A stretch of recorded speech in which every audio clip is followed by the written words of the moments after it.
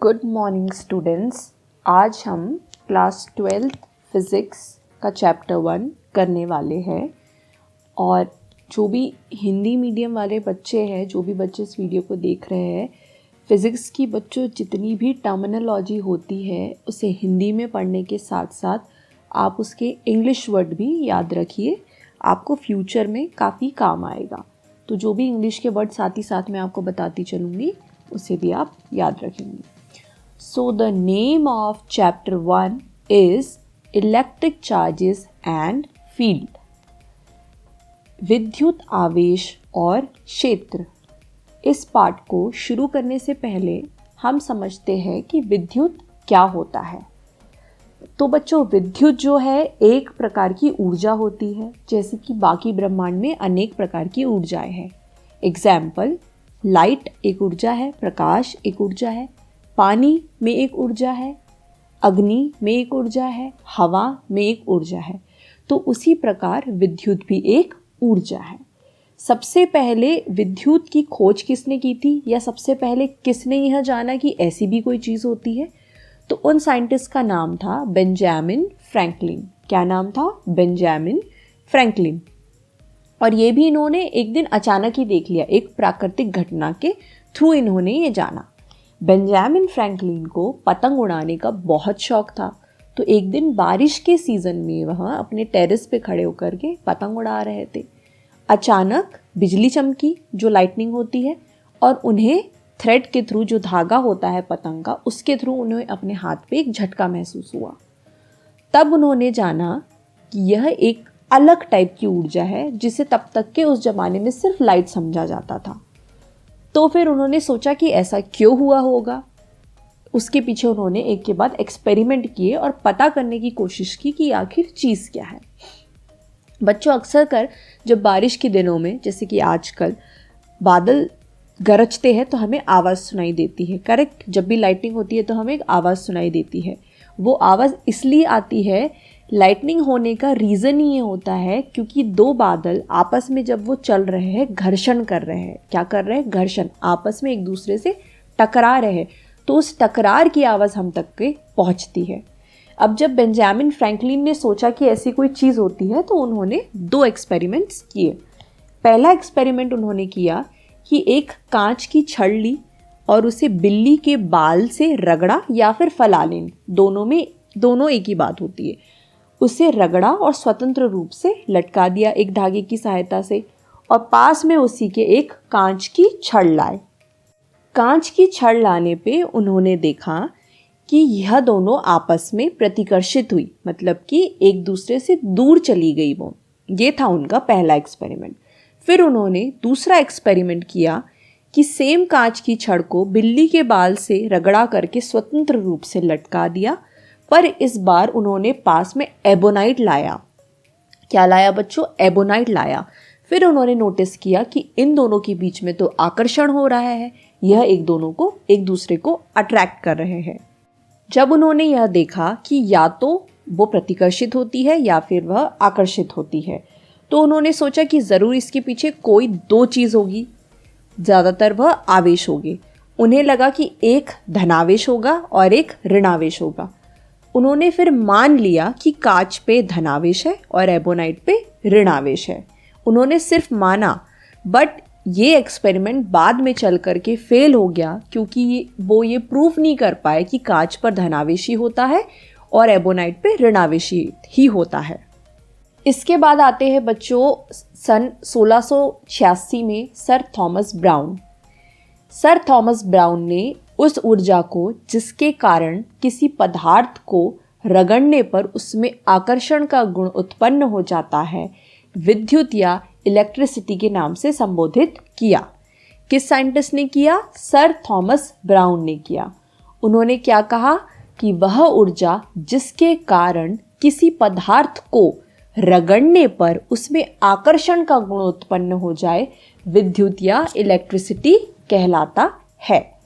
विद्युत या इलेक्ट्रिसिटी शब्द की उत्पत्ति एम्बर से हुई है। किससे हुई है बच्चों? एम्बर से हुई है। एम्बर का ग्रीक नाम इलेक्ट्रम होता है। तो बच्चों डेफिनेशन क्या हो जाएगी? वह ऊर्जा जिसके कारण किसी पदार्थ में हल्की वस्तुओं को आकर्षित करने का गुण उत्पन्न हो जाता है विद्युत कहलाती है। क्या होगी बच्चों परिभाषा? वह ऊर्जा जिसके कारण किसी पदार्थ में हल्की वस्तुओं को आकर्षित करने का गुण उत्पन्न हो जाता है विद्युत कहलाती है। जैसे कि फॉर एग्जाम्पल कंघी, अगर हम कंघी को हमारे सूखे बालों पर रगड़ते हैं या घर्षण कराते हैं तो कंघी में छोटे छोटे कागज के टुकड़ों को आकर्षित करने का गुण आ जाता है। इसे ही क्या कहते हैं बच्चों? इलेक्ट्रिसिटी कहते हैं।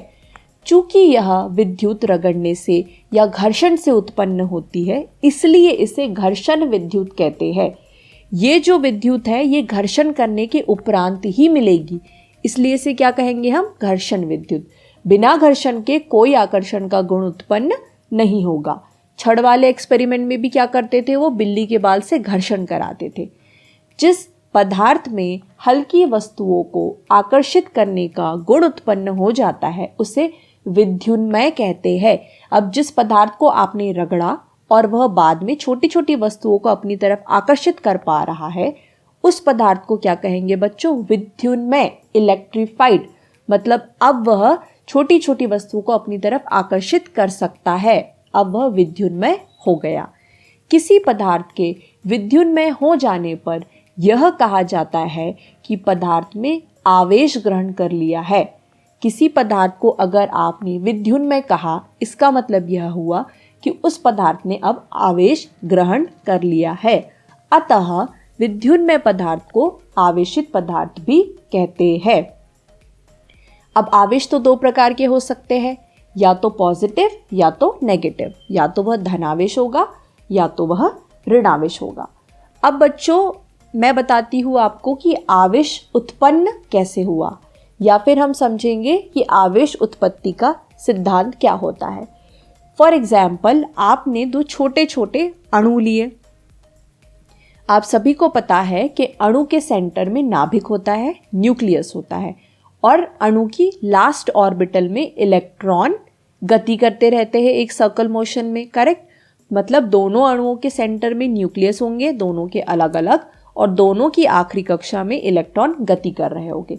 अब आपने क्या किया? इन दोनों अणुओं को लिया और आपस में घर्षण कराया। घर्षण कराने के उपरांत आपने यह देखा कि पहले वाले अणु का आखिरी कक्षा के एक इलेक्ट्रॉन घर्षण की ऊर्जा ग्रहण करके ज़्यादा गतिशील हो गया, उसकी स्पीड बढ़ी और उसने अपनी पोजीशन छोड़ के दूसरे अणु के लास्ट ऑर्बिटल में जाकर के वह जुड़ गया। इससे यह हुआ कि पहले अणु में एक इलेक्ट्रॉन की कमी आ गई क्योंकि एक इलेक्ट्रॉन गति करके दूसरे अणु में चला गया, और दूसरे अणु में एक इलेक्ट्रॉन की वृद्धि हो गई। तो जिस अणु में इलेक्ट्रॉन की कमी आई उसे आप कहेंगे धनावेश। क्या कहेंगे? धन आवेश। और जिस अणु में इलेक्ट्रॉन की वृद्धि हुई उसे आप कहेंगे ऋणावेश। मतलब इलेक्ट्रॉन को खो देना धनावेश कहलाएगा और इलेक्ट्रॉन की प्राप्ति ऋणावेश कहलाएगा। इसकी पर्टिकुलर डेफिनेशन क्या होगी बच्चों? विद्युत आवेश। क्या कहते हैं हम इसे? Electric charge. विद्युत आवेश एक भौतिक राशि है। सबसे पहले तो विद्युत आवेश एक कैसी राशि है? भौतिक राशि है, एक फिजिकल क्वांटिटी है जिसे अर्जित कर लेने पर कोई पदार्थ विद्युन्मय हो जाता है और विद्युतीय गुणों का प्रदर्शन करता है। विद्युत आवेश एक भौतिक राशि है जिसे अर्जित कर लेने पर कोई भी पदार्थ विद्युन्मय या फिर इलेक्ट्रीफाइड हो जाता है और विद्युतीय गुणों का प्रदर्शन करता है। सिमिलरली हमने इससे पहले पढ़ा कि यदि कोई पदार्थ विद्युन्मय है अर्थात उसमें कोई आवेश निहित है। विद्युत आवेश एक अदिश राशि है बच्चों, इसमें डायरेक्शन की कोई ज़रूरत नहीं होती, इसलिए इसका एसआई मात्रक क्या होता है? विद्युतीय आवेश का कूलॉम्ब होता है। क्या होता है? कूलॉम्ब। और इसे सी से प्रदर्शित करते हैं एवं इसका विमीय सूत्र m0 L0 T0 A होता है। नेक्स्ट, चालक तथा विद्युत रोधी। चालक को कहते हैं हम कंडक्टर्स एंड विद्युत रोधी को कहते हैं इंसुलेटर्स। पदार्थों को विद्युत आवेश की गति के आधार पर 3 वर्गों में विभाजित किया गया है। मतलब जब उनमें आवेश आ जाता है, विद्युत आवेश आ जाता है, तो पदार्थ किन रूपों में ढल सकता है, उस हिसाब से उन्हें 3 भागों में डिवाइड किया गया है। पहला होता है चालक, दैट मीन्स कंडक्टर। दूसरा होता है विद्युतरोधी, दैट मीन्स इंसुलेटर। तीसरा होता है अर्धचालक, that means semiconductor. So first, चालक। जो पदार्थ अपने में से विद्युत आवेश को बहने देते हैं उन्हें चालक कहते हैं। मतलब ऐसा पदार्थ जो इलेक्ट्रिक चार्ज को अपने में से इजीली फ्लो होने दे, कोई रुकावट उत्पन्न ना करे, उन पदार्थ को क्या कहेंगे हम? चालक, कंडक्टर कहेंगे। फॉर एग्जाम्पल, चांदी आवेश का सर्वोत्तम चालक है। बाकी धातुएं पृथ्वी, मानव तथा जंतु शरीर चालक के उदाहरण होते हैं। हमें करंट क्यों लगता है? मानव को करंट क्यों लग जाता है? कभी भी बिजली का झटका क्यों लग जाता है? क्योंकि मानव भी एक कंडक्टर की भांति कार्य करता है। साथ ही साथ हमारी धरती भी एक कंडक्टर है, धातुएं भी कंडक्टर है, और भिन्न भिन्न जंतुओं के शरीर भी कंडक्टर होते हैं। बट बेस्ट कंडक्टर अगर आपसे पूछा जाए, इलेक्ट्रिक चार्ज का बेस्ट कंडक्टर क्या है, तो वह चांदी है। चालकों में मुक्त इलेक्ट्रॉनों की संख्या अधिकतम होती है। ये मुक्त इलेक्ट्रॉन चालक के अंदर गति करने के लिए स्वतंत्र होते हैं। क्या रीजन है कि कंडक्टर इजीली अपने में से करंट को फ्लो होने देते हैं? क्योंकि चालकों में मुक्त इलेक्ट्रॉनों की संख्या अत्यधिक होती है। वहां पे स्वतंत्र इलेक्ट्रॉन बहुत ज्यादा होते हैं जो अपनी गति के लिए स्वतंत्र होते हैं। सेकंड, विद्युत रोधी। जो पदार्थ अपने में से विद्युत आवेश को बहने नहीं देते उन्हें विद्युत रोधी कहते हैं। ऐसे पदार्थ जो अपने में से विद्युत आवेश को बिल्कुल ही नहीं बहने देते, रोक देते हैं, उन्हें कहा जाता है बच्चों विद्युत रोधी। एग्जाम्पल, लकड़ी, रबर, कांच, प्लास्टिक, नायलॉन आदि विद्युत रोधी है। इसलिए जब भी हम कोई इलेक्ट्रिसिटी से रिलेटेड काम करते हैं, हम हमारे फुटवेयर्स पहनते हैं, या फिर अगर आप लकड़ी के टेबल या मेज पे खड़े हो जाए तब भी आप पे करंट नहीं लगता। विद्युत रोधी में मुक्त इलेक्ट्रॉनों का अभाव रहता है। इसका कारण क्या है? क्योंकि विद्युत रोधी पदार्थों में स्वतंत्र इलेक्ट्रॉन्स की कमी होती है। Third, semiconductor. सेमीकंडक्टर क्या हो जाएगा बच्चों? चालक और इंसुलेटर्स के बीच के पदार्थ। मतलब जो बहुत ज़्यादा करंट को फ्लो नहीं होने देते, ना एकदम रोक के रखते, थोड़ी थोड़ी करंट फ्लो होने देते। वो भी कब? जब उनका टेम्परेचर बढ़ाया जाता है।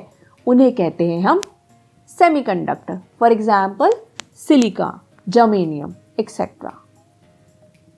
नेक्स्ट, प्रेरण द्वारा आवेशन, चार्जिंग बाय इंडक्शन। प्रेरण द्वारा आवेशन या फिर चार्जिंग बाय इंडक्शन। जब किसी आवेशित छड़ को विद्युत रुद्ध स्टैंड पर रखे, विद्युत रुद्ध क्या होगा बच्चों? मतलब जिसमें से करंट फ्लो ना हो। जब किसी आवेशित छड़ को, जिसमें ऑलरेडी कोई आवेश है, आपने एक विद्युत रुद्ध स्टैंड पर रखा एवं किसी आवेशित चालक के पास लाया जाए, एवं किसी अनावेशित चालक के पास लाया जाए। अब एक ऐसा हमने कंडक्टर उसके पास लाया जिसपे कोई आवेश नहीं है, तो अनावेशित चालक के पास वाले सिरे पर विजातीय आवेश तथा दूरवर्ती सिरे पर सजातीय आवेश उत्पन्न हो जाता है। फॉर एग्जाम्पल, आपने एक चालक लाया उस छड़ के पास, तो जो चालक का आगे वाला सिरा है उस पर विजातीय आवेश उत्पन्न हो जाएगा। मतलब अगर आपकी छड़ पर धन है तो पास वाले सिरे पे क्या आ जाएगा? ऋण आ जाएगा, और दूसरे वाले सिरे पे जो दूर है उस पर धन आ जाएगा। इस क्रिया को कहते हैं हम प्रेरण द्वारा आवेशन या फिर चार्जिंग बाय इंडक्शन। विद्युत आवेश के मूल गुण, इलेक्ट्रिक चार्ज की प्रॉपर्टीज क्या क्या होती है?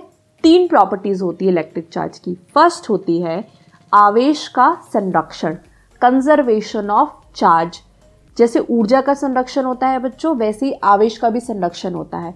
आवेश को ना तो उत्पन्न किया जा सकता है ना ही नष्ट किया जा सकता है, किंतु एक रूप से दूसरे रूप में बदला जरूर जा सकता है। इसे ही कहते हैं हम आवेश का संरक्षण।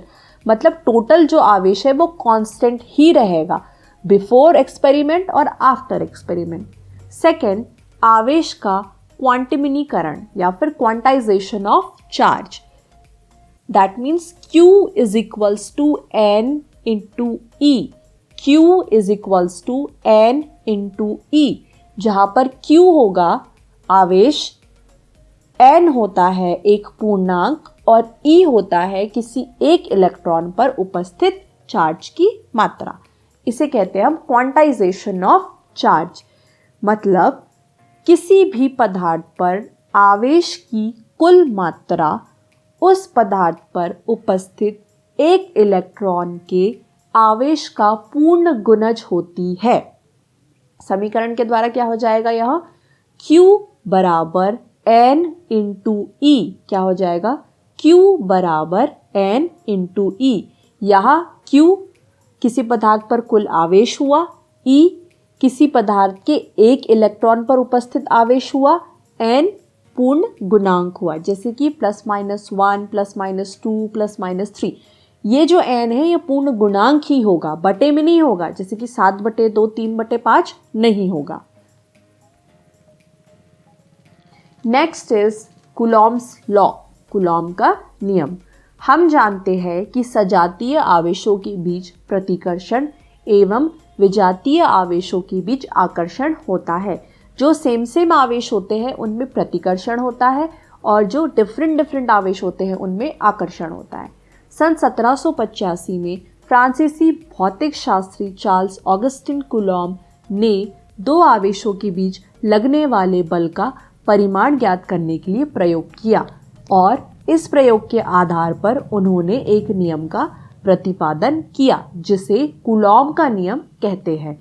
इस नियम को कूलॉम का व्युत्क्रम वर्ग का नियम भी कहा जाता है। यहाँ तक के साइंटिस्ट लोगों को ये पता चल गया था कि दो सेम आवेश एक दूसरे को प्रतिकर्षित करते हैं और दो अलग अलग आवेश एक दूसरे को आकर्षित करते हैं। तो कूलॉम भाई साहब ने सोचा कि क्यों ना इन दो आवेशों के बीच लगने वाले फोर्स का भी पता किया जाए कि अगर दो आवेश रखे गए हैं एक दूसरे से कुछ निश्चित दूरी पर तो क्या वह आपस में एक दूसरे के ऊपर कोई बल लगाते हैं। इसके लिए उन्होंने एक प्रयोग किया और इस नियम को क्या कहा गया, कूलॉम्स लॉ कहा गया या फिर कूलॉम का व्युत्क्रम वर्ग का नियम, कूलॉम्स इनवर्स स्क्वायर लॉ भी कहा गया। यह नियम बिंदु आवेशों के लिए लागू किया गया। अब बच्चों बिंदु आवेश का मतलब क्या होता है, वैसे आवेश जो साइज में बहुत छोटे होते हैं, ये हमेशा जोड़े में पाए जाएंगे, ठीक है।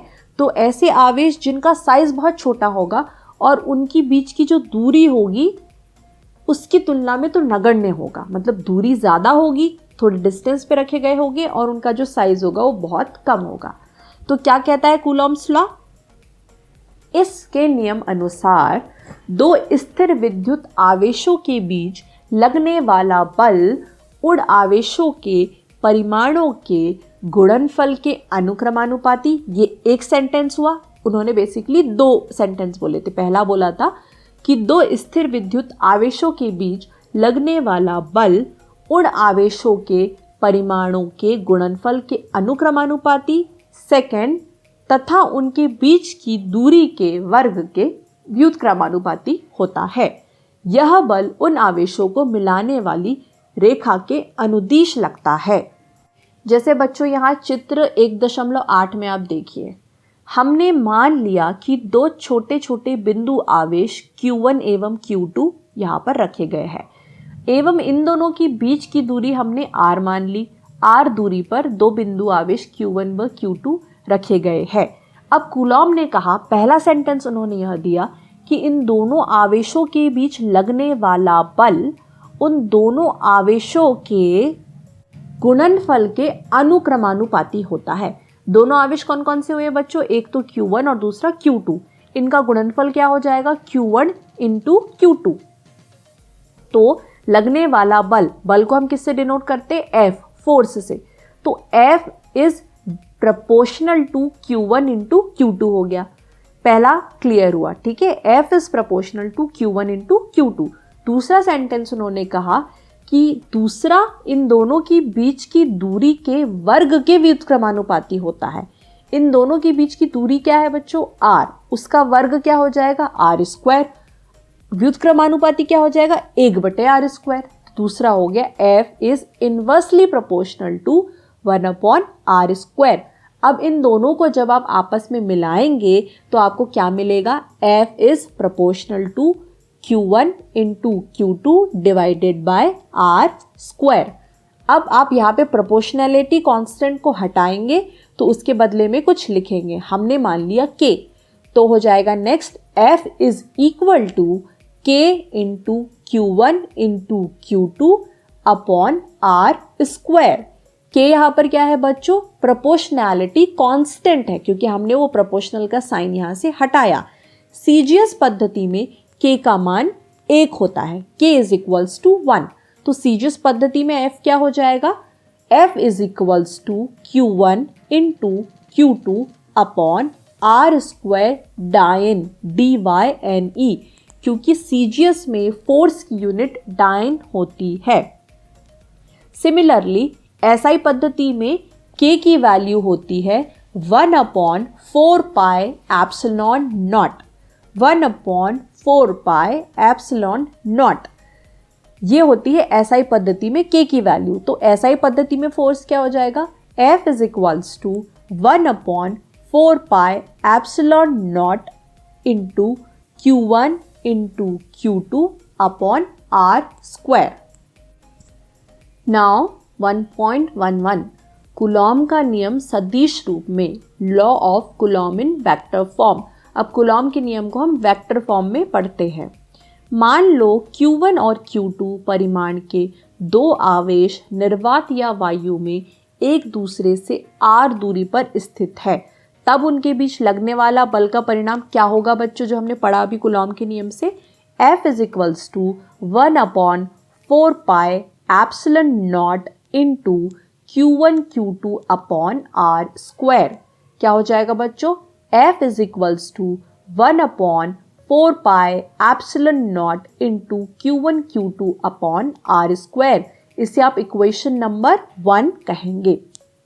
यदि q1 द्वारा q2 पर आरोपित बल वेक्टर F21 हो, वेक्टर F21 क्या मतलब हुआ इसका कि q1 के द्वारा q2 पर बल आरोपित हो तो उसे हम वेक्टर F21 कहेंगे। तो समीकरण 1 को सदिश रूप में निम्न प्रकार से लिखा जाएगा। क्या हो रहा है यहाँ पर, जो पहला वाला आवेश है वो दूसरे वाले आवेश पर बल लगा रहा है। दूसरी कंडीशन क्या हो जाएगी, जब दूसरा वाला आवेश पहले वाले आवेश पर बल लगाएगा। तो अभी हम पहली वाली कंडीशन पढ़ रहे हैं। जब q1 q2 पर बल आरोपित करता है तो उसे हम डिनोट करते हैं वेक्टर F21। पीछे से पढ़ो, मतलब इसे एक आवेश पहले आवेश के द्वारा दूसरे आवेश पर बल लगाया गया है, इसलिए लिखा हमने वेक्टर F21। तो क्या हो जाएगा इसका सदिश समीकरण, वेक्टर F21। अब उस F को हटाकर हम क्या लिखेंगे, vector F21 is equals to 1/4 pi epsilon naught into q1 q2 upon r21 whole square into r21। Distance भी क्या हो जाएंगे बच्चों, अब क्योंकि पूरा केस ये चल रहा है कि q1 q2 पर बल आरोपित कर रहा है तो उसी के रिस्पेक्ट में डिस्टेंस भी हो जाएगी r21 whole square into r21 cap.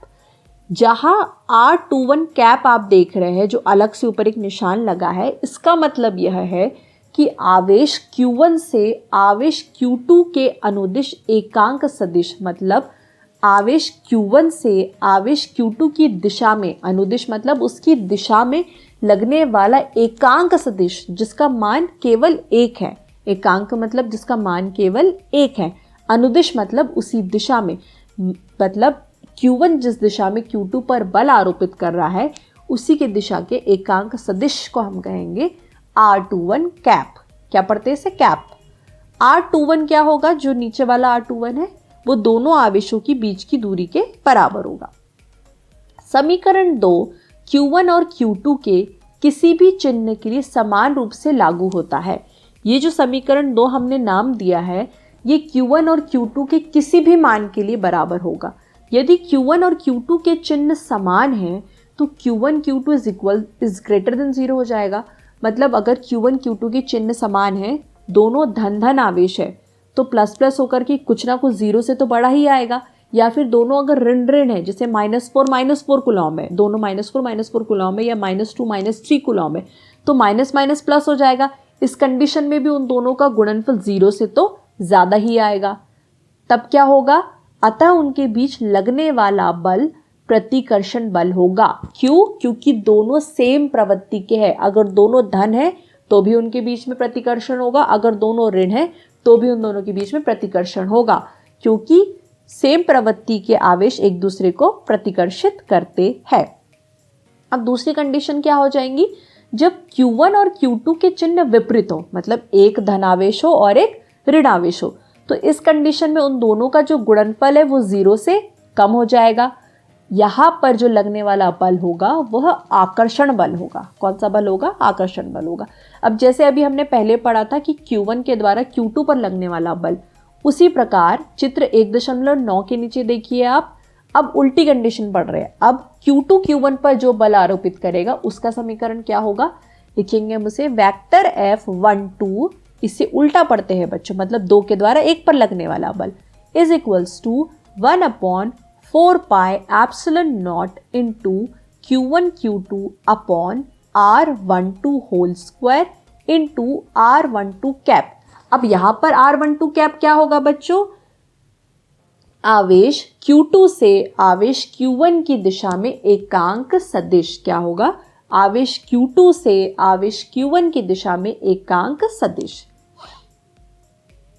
Next 1.17 बिंदु आवेश के कारण विद्युत क्षेत्र, electric field due to a point charge. बिंदु आवेश मतलब एक ऐसा आवेश जिसकी साइज बहुत ही कम है।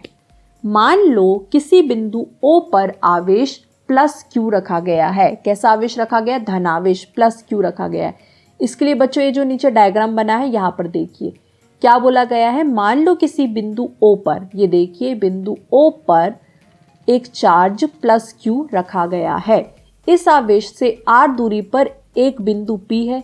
देखिए बिंदु P और O के बीच की दूरी कितनी है? R है, जिस पर विद्युत क्षेत्र की तीव्रता ज्ञात करनी है।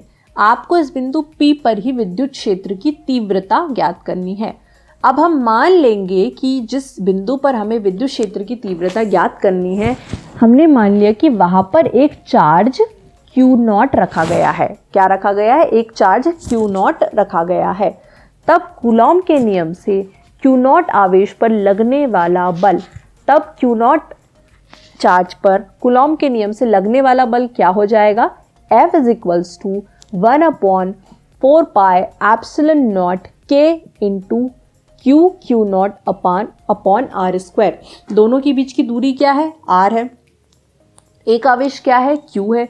दूसरे वाले को हमने मान लिया क्या है? वह Q0 है। तो दोनों के बीच लगने वाला बल क्या हो जाएगा? F is equals to 1/4 pi epsilon naught K into Q1 Q0 upon R square, जहां K माध्यम का परावैद्युतांक है या फिर प्रोपोर्शनैलिटी कांस्टेंट है K। अतः बिंदु P पर विद्युत क्षेत्र, विद्युत क्षेत्र का क्या फॉर्मूला होता है? इलेक्ट्रिक फील्ड का क्या फॉर्मूला होता है किसी भी बिंदु पर निकालने के लिए? E is equals to F upon Q0। E is equals to F upon Q0।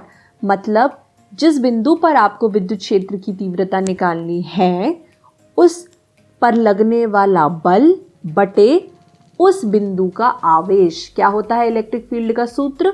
उस पर्टिकुलर बिंदु पर लगने वाला बल बटे उस बिंदु का आवेश। That means E is equals to F upon Q0, क्योंकि बिंदु P पर कौन सा आवेश उपस्थित है? Q0। अब F की वैल्यू जिसे हमने समीकरण 1 दिया है, उसकी वैल्यू हम यहाँ पर पुट कर देंगे। F का मान रखने पर E इज इक्वल्स टू क्या आ जाएगा बच्चों? 1/4 pi epsilon not Q upon R square, क्योंकि Q0 से Q0 कैंसिल आउट हो जाएगा। तो यही बिंदु P पर उपलब्ध इलेक्ट्रिक फील्ड की इक्वेशन मिल जाएंगी। क्या हो जाएगी? E is equals to 1/4 pi epsilon naught K into Q upon R square.